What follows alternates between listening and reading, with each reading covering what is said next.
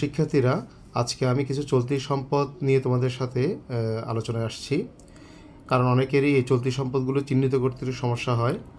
আসলে চলতি সম্পদ বলতে আমরা বুঝবো 1 বছরের ভিতরে বা খুব অস্বল্প সময়ের মধ্যে যে সকল সম্পদগুলোকে আমরা নগদ টাকায় রূপান্তর করতে পারবো বা নগদ টাকায় রূপান্তর যোগ্য সে ধরনের সম্পত্তি, যেমন এবার হাতে নগদ বা নগদ তহবিল, এটা আমাদের হাতেই থাকে। ব্যাংক জমা, প্রাপ্য হিসাব, দেনাদার, পুস্তক ঋণ কিংবা বিক্রয় খতিয়ানের জের, এগুলোর যে কোনো একটি থাকতে পারে। এদের যে কোনো একটিকে বোঝাবে।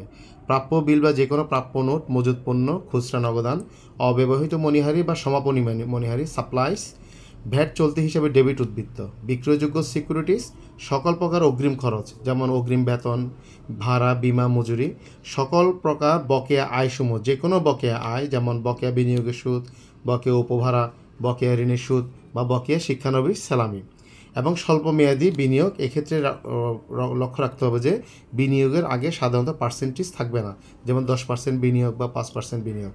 সকলকে ধন্যবাদ।